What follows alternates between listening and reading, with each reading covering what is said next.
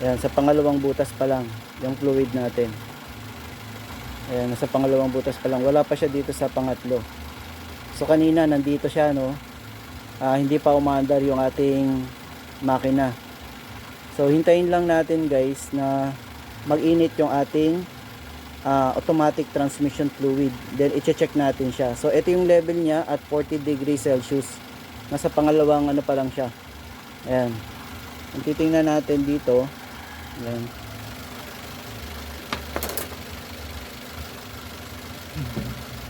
Ito. So yung kanyang fluid ay nasa 44. Yung kanyang temperature. So nasa pangalawang butas pa lamang siya. Kasi guys, kung hindi kayo patient sa pag-check ng automatic transmission fluid, maaring maisip nyo na sobra yung inilagay nyo or konti. So kapag ganon, maaring masira yung pag sobra, maaring masira yung inyong automatic transmission, ano, dahil sa sobrang fluid na inilagay nyo doon sa ating transmission. So guys, ngayon naman pinatay na natin yung ating makina, no. Tapos yung last temperature nya is nasa mga 86 degrees Celsius yung automatic transmission oil temperature, nasa mga 86. So yun yung last temperature value nya nung pinatay natin yung ating makina. So titingnan natin ngayon kapag nakapatay yung ating makina pero mainit yung ating automatic transmission fluid, kung ano yung level nya, no. Yan.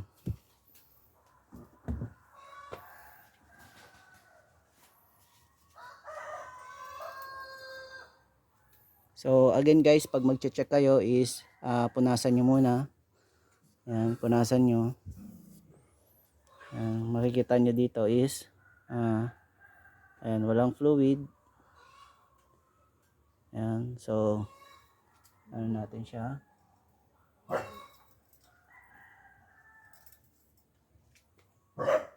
Ayan guys, so nandito yung fluid nyo. Ayan. Nandito. Ayan. Ayan, nandito yung fluid nya. Nandito. Ayan. So, yun nga guys, kapag mag-check kayo, dapat nakaandar yung makina. Tapos dapat nasa tamang automatic transmission fluid temperature siya. So, nasa mga normal temperature yung ating fluid. Pag nag-check tayo tapos running siya, no, hindi pa pwedeng pinaandar nyo tapos mainit na yung makina tapos pinatay nyo yung makina tapos saka kayo magkukuha. So magkakamali kayo ng reading. So dapat pag kumukuha kayo ng eto, yung kanyang level, ay gamit yung dipstick, dapat nakaandar tapos nasa tamang temperature yung ating fluid. Yan.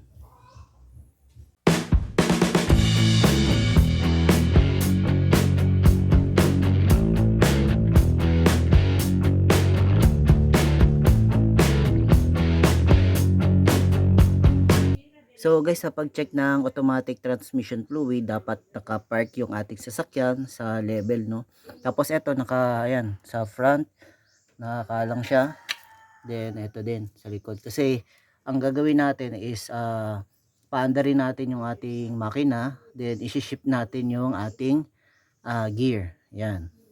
So guys, ngayon i-check natin yung ating automatic transmission fluid, ano. So kung titingnan natin 'to, ayan. So ito yung oil niya, no. So punasan ko lang muna. Ayan. Ayan. So wala siyang oil. Ayan, wala siyang oil. Ayan.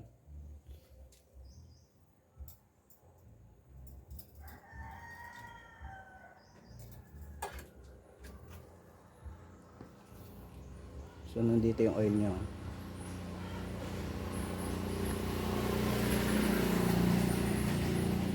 So nandito yung oil niya guys, no. Ayan. So kung first time nyo mag-check ng automatic transmission fluid sa ganitong scenario, maaaring masasabi nyo na sobra yung inilagay ko na automatic transmission fluid, no. So tandaan natin guys ay hindi nakaandar yung ating makina. Tapos kung i-check natin dito,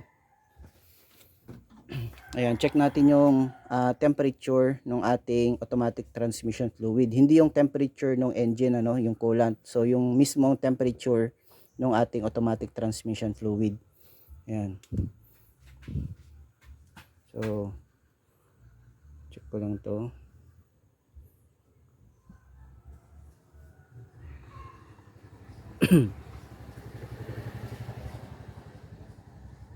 Ayan.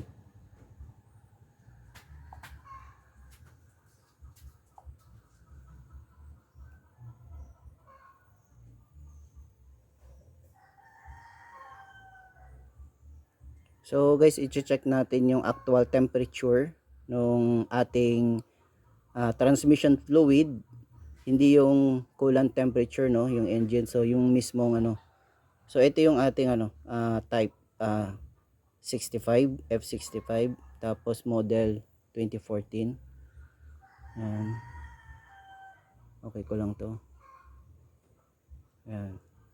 Tapos powertrain, automatic transmission.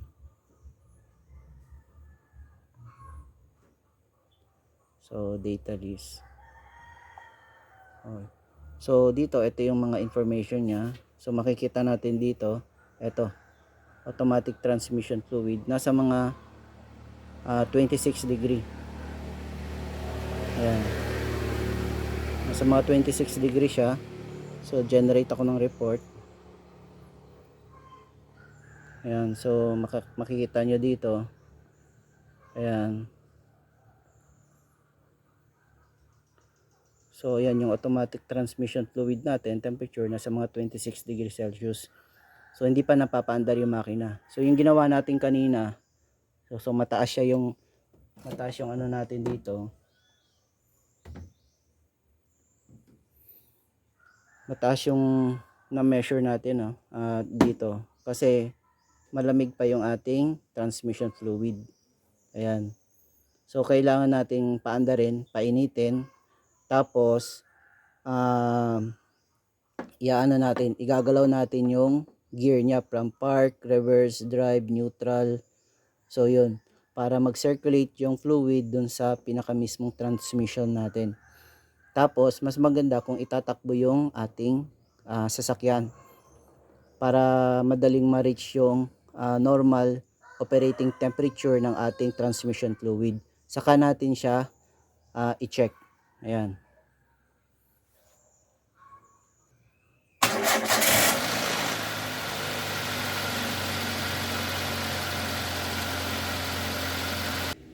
So guys, dito habang hinihintay natin na eto yung temperature niya tumaas, eto, yan 31 degree na temperature ng ating automatic transmission fluid.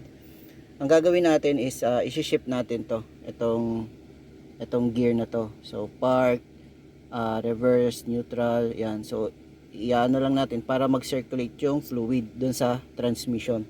So dito na lang natin siya titingnan.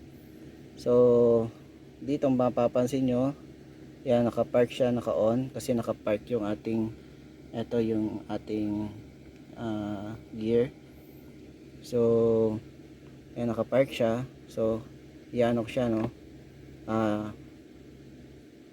ano natin, yan, tapakan natin yung brake, tapos nakakalang naman yung gulong natin. So safe tayo. Yan, ayan, naka-reverse, naka-reverse, naka-on yung reverse. Okay, naka-neutral. Tapos ayan, naka-drive.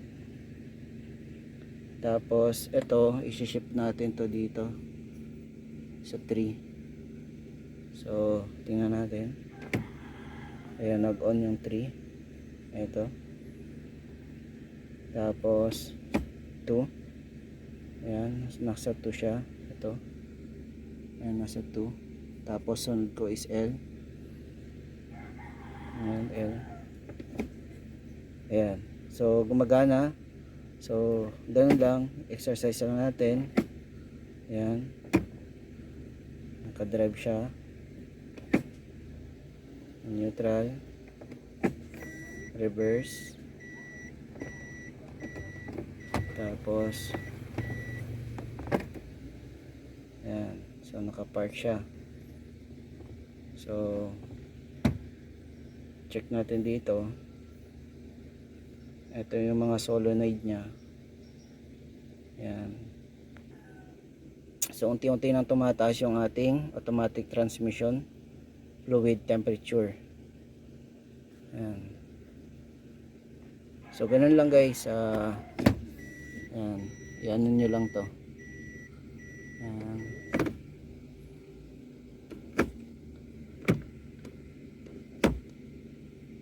Ayan.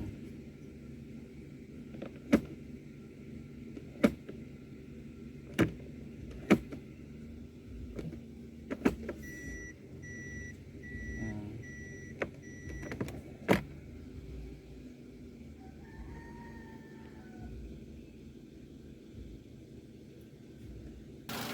So ayun guys, no, subukan natin i-check yung kanyang ating fluid.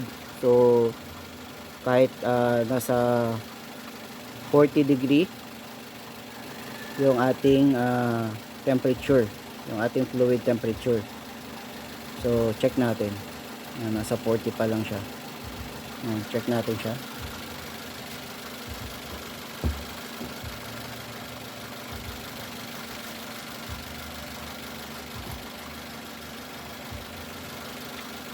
Ayan.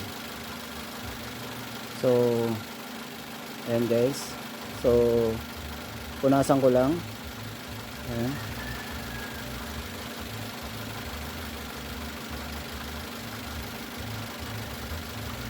So ayan, wala siyang oil ngayon. Ayan, wala siyang oil. Wala din siyang oil. Ayan. Okay.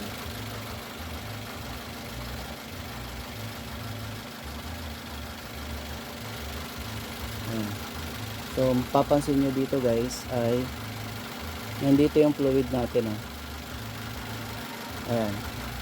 Wala pa siya dito sa pangatlong guhit.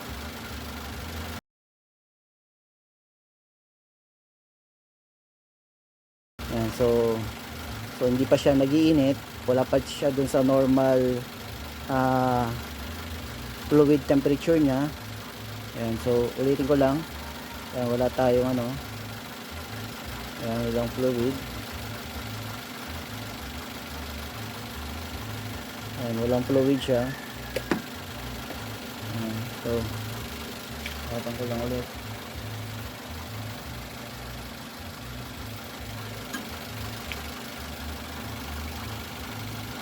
So mapapansin nyo, nandito pa lang siya sa ayan, sa pangalawang butas pa lang yung fluid natin. Ayan, nasa pangalawang butas pa lang, wala pa siya dito sa pangatlo. So kanina nandito siya, no, hindi pa umaandar yung ating makina. So hintayin lang natin guys na mag-init yung ating automatic transmission fluid, then i-check natin siya. So ito yung level niya at 40 degrees Celsius. Nasa pangalawang ano pa lang siya.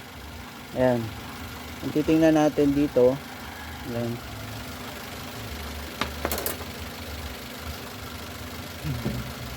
Ito, so yung kanyang fluid ay nasa 44 yung kanyang temperature. So nasa pangalawang butas pa lamang siya. Ayan.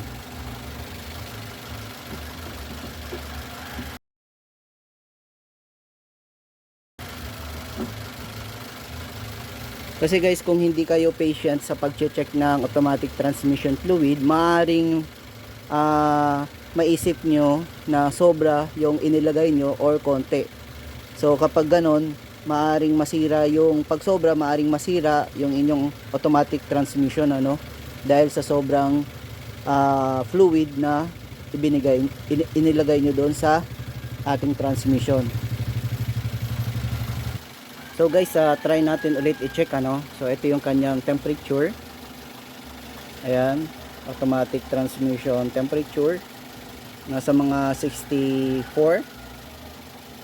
Ayan, 64 degrees Celsius. So try nating i-check. Ayan, so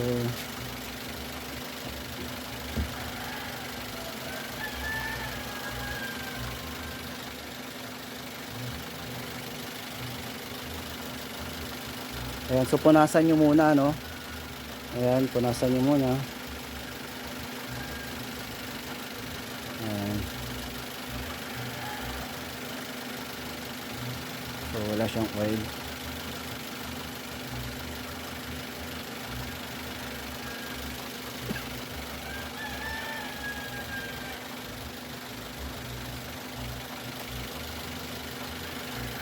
Ayan, so nandito na siya guys sa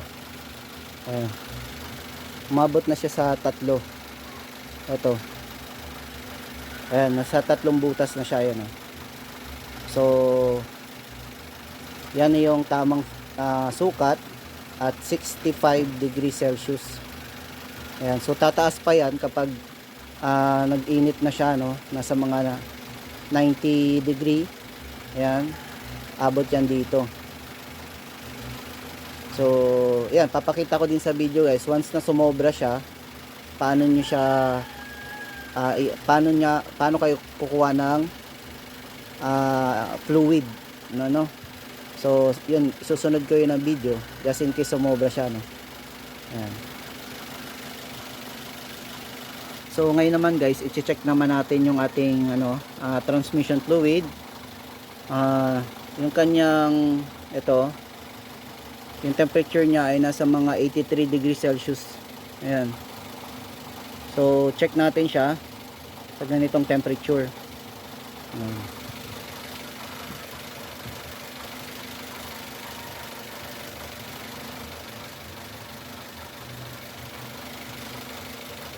So punasan nyo muna siya. Ayan. Punasan nyo muna. Okay. So yun guys, no, punasan nyo muna siya. Ayan. So ayan, so walang walang oil. Ayan. Check natin.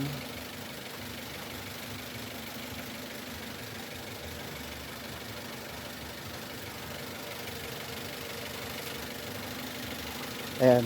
So makikita nyo, tama na yung kanyang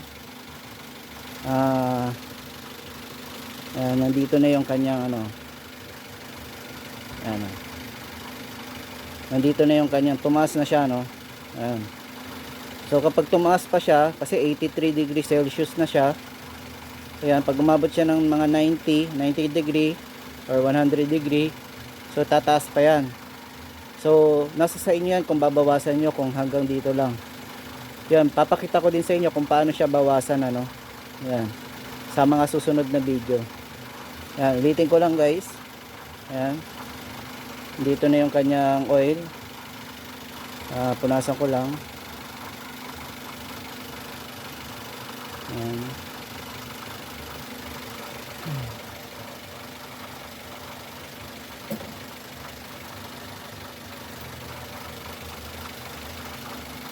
Ayan. So dito na yung kanyang oil. Ayan, so lagpas na siya dun sa ayan, dito sa pangatlong butas. Dito na siya, ayan. Ayan. So pwede pa natin yan bawasan para sigurado talaga na sakto siya dito sa dito sa butas na yan. Ayan. Kasi 83 degrees Celsius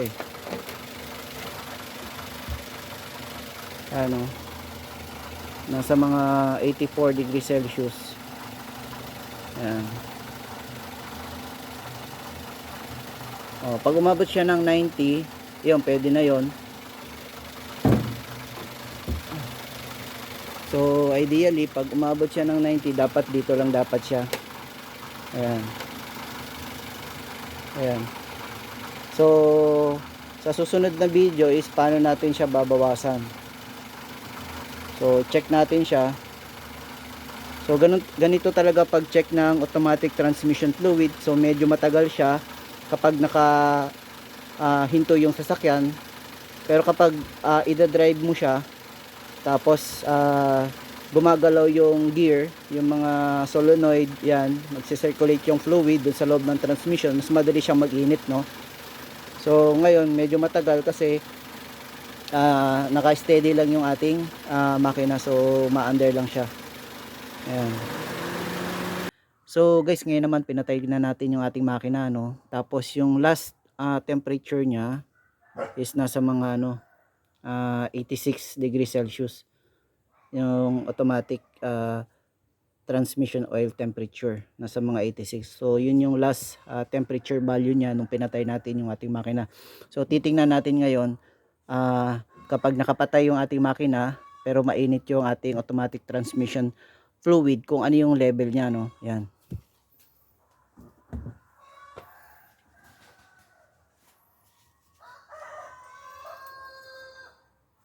So again guys, pag magche-check kayo is punasan nyo muna. Yan, punasan nyo. Yan, makikita nyo dito is ayan, walang fluid. Yan, so ano natin siya.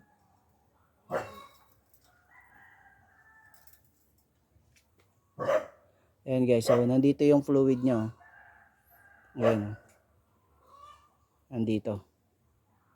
Ayan. Ayan, nandito yung fluid niya. Nandito. Ayan.